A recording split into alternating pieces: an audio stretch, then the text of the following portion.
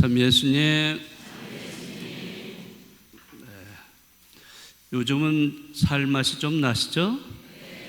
네. 아침 저녁으로 아주 선선해져서 지내기가 좀 편하게 되었습니다. 물론 낮에 조금 덥긴 하지만은 그래도 이제 가을로 접어드는 때가 아닌가 이런 생각을 해봅니다. 아무쪼록 무더운 여름에 우리가 혹시라도 신앙생활을 게을리한 점이 있다면은 이제는 좀 심기일전해서 이제 좋은 날씨로 이렇게 돼 있으니까 열심히들 이제 신앙생활 잘 하실 거라고 생각합니다. 오늘은 성십자가 현양 축일입니다. 자, 모세가 광야에서 구리뱀을 들어 올린 것처럼 사람의 아들도 십자가에 높이 들어 올려져야 한다. 자, 오늘 복음에서 예수님께서는 이렇게 말씀을 하십니다. 십자가에 높이 올려진 사람의 아들을 믿는 사람은 누구나 영원한 생명을 얻을 것이다 라고 예수님께서는 약속을 해주십니다. 오늘 이 요한복음의 말씀을 우리가 잘 이해하려면은 먼저 구약의 그 배경을 잘 이해를 하셔야 됩니다. 그래서 오늘 제1독서 민수기에 나오는 이야기를 우리는 이해를 먼저 해야 됩니다. 자, 구약에서 그 이스라엘 백성들이 파라오 왕 밑에서 노예살이를 했죠. 그것도 400년 동안 어마어마한 그 기간 동안 노예로 살아왔다는 것은 정말 비참한 일이죠. 사람 대접도 못 받으면서 노예로 전락을 해서 살아간다는 것은 참으로 고통스러운 일이죠. 그래서 이러한 이스라엘 백성의 그러한 그 애달픔을 하느님께서 들어주시고 모세를 보내주셔서 그 파라오 왕 밑에 노예살이하던 이스라엘 백성을 구출을 해냅니다. 그래서 해방된 이스라엘 백성들은 결국엔 가나안 땅, 하느님이 약속하신 가나안 땅으로 가는 중에 그 광야 생활을 하게 돼요. 광야 생활도 만만치가 않죠. 그것은 거의 40년 가까이 광야 생활을 하게 되는데, 처음에 이 해방이 되었을 때 이스라엘 백성들은 얼마나 기뻤는가를 알 수가 있어요. 그 기쁨과 행복 속에 그 광야 생활을 시작을 하게 됩니다. 자, 그렇지만은 시간이 지나면서 이스라엘 백성들은 이제 불평을 하게 돼요. 하느님과 모세에게 불평을 하게 돼요. 왜? 광야는 먹을 것, 마실 것이 없는 곳이에요.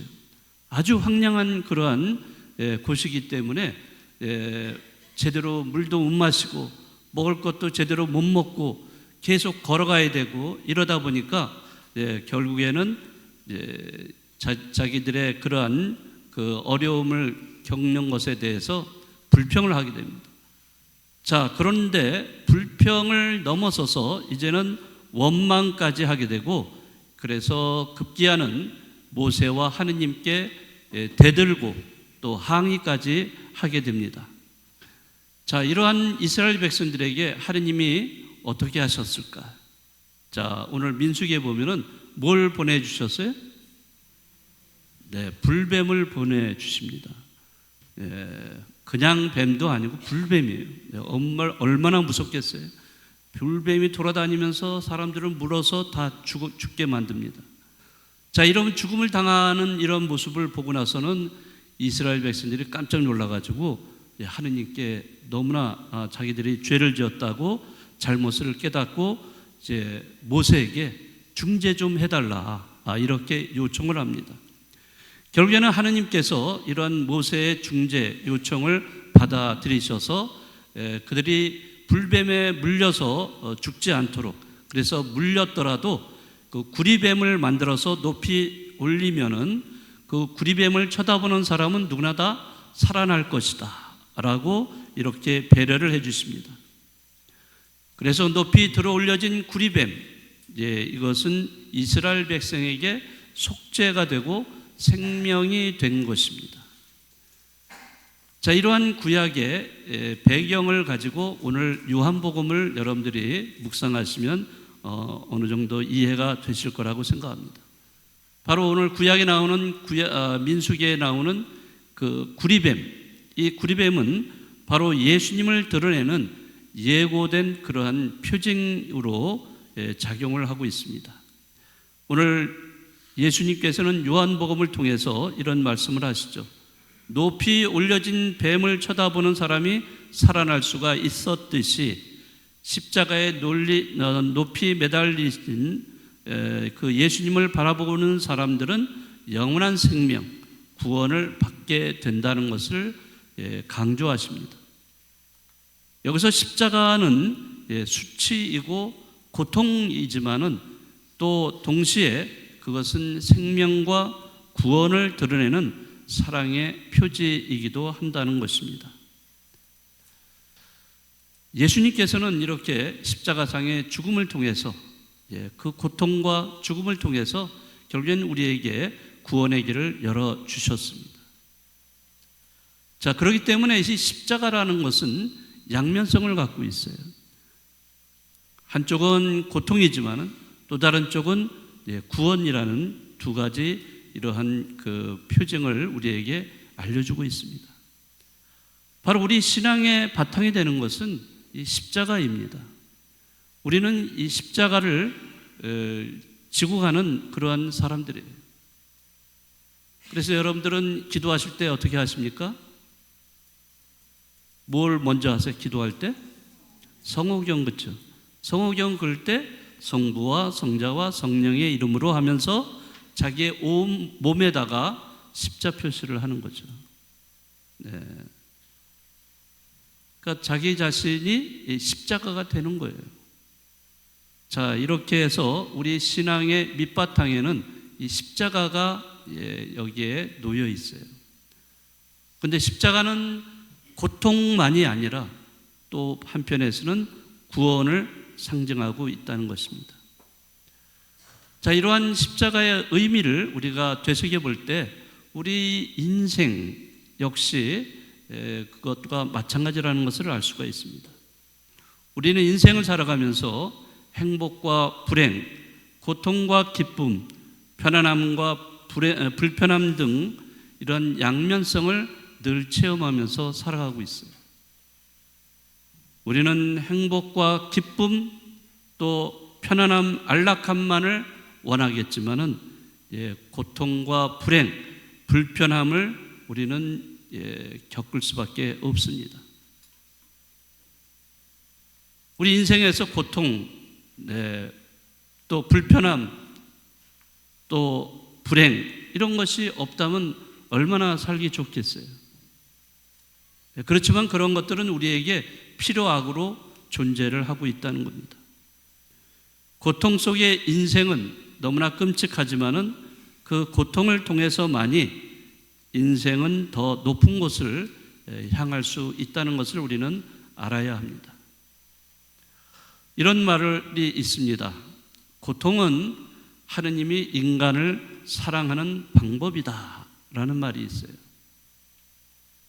우리는 일반적으로 고통이라는 것은 필요 없는 것, 피해야 될 것, 불쾌한 것 이런 식으로 생각할지 모르지만 그 고통이 없다면은 우리가 정말 행복할 수 있을까? 네, 우리가 피하고 싶은 고통이지만은 그러나 그 고통을 통해서만이 우리는 진정한 행복을 얻을 수 있다는 것을 생각하셔야 됩니다. 그 러시아의 대문호였던 톨스토이가 이런 말을 한 적이 있습니다. 고통은 깨달음을 준다. 고통이 없다면 우리는 성장할 수가 없다. 고통과 슬픔을 경험한 후에 우리는 진리 하나를 얻는다 라고 말한 적이 있습니다. 우리에게 고통이 없다면 성장할 수가 없는 거예요. 네, 우리가 유행가 가사에도 있잖아요. 아픈 만큼 성숙해진다 이런 얘기도 있죠. 자, 그러기에 고통은 우리에게 성장과 성숙의 기회를 가져다 주는 것입니다. 고통에서 어려움과 슬픔을 경험하는 것은 그 고통을 이기고 성장의 기쁨과 보람을 맛보게 해주는 하느님의 선물이고 또 하느님의 은총입니다.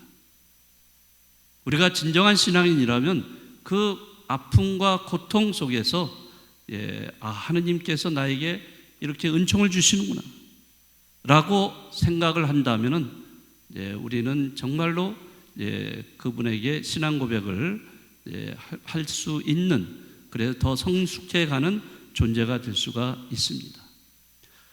그래서 우리 신앙인에게는 고통은 그것은 하나의 선물이고 또 다른 면에서는 하느님의 신비입니다. 우리 신앙인들 중에 나는 고통스러운 거 싫어, 나는 편안한 것만 좋아, 이런 식으로 신앙생활을 한다면 그분은 십자가 없는 부활만을 원하는 사람이 될 거예요. 절대 그런 일은 없어요. 십자가를 통해서만이 부활과 영광에 이를 수 있다는 것, 이게 우리 신앙 고백의 밑바탕입니다. 우리의 구원과 영원한 생명을 위해서 하느님께서는 당신의 소중한 외아들을 우리에게 보내주셨어요. 그리고 그 소중한 외아들을 십자가상의 죽음으로 우리에게 내어주셨습니다. 그만큼 하느님은 우리를 극진히 사랑하시기 때문이라는 것을 알 수가 있어요. 십자가를 바라볼 때 우리는 그러기 때문에 하느님의 사랑을 느끼게 되고 그분 사랑에 우리는 감사를 드려야 하는 것입니다. 살다 보면은 우리 마음속에 어두울 때가 있어요. 또 우리 마음에 상처를 입을 때도 있습니다. 세상의 무관심과 냉대 또 외면으로 이웃이 고통을 겪을 때도 있습니다. 자, 그러할 때 우리는 십자가를 바라봐야 됩니다. 십자가상의 예수님은 우리에게 위로와 희망을 주시고 우리가 무엇을 실천해야 할지 그 길을 알려주실 거예요. 여러분들 매일 미사 이렇게 오시다 보면 앞에 뭐 걸려 있어요? 네, 십자가 걸려 있습니다. 모든 본당에는 이 십자가가 걸려 있어요. 자, 그것은 바로 우리 신앙의 기본 바탕이 바로 십자가로 되어 있다는 겁니다. 오늘 성 십자가 현양 축일을 보내면서 고통이면서 동시에 은총인 그 십자가를 지고서 예수님의 뒤를 따르는 진정한 여러분들 신앙인들이 되시면 좋겠습니다.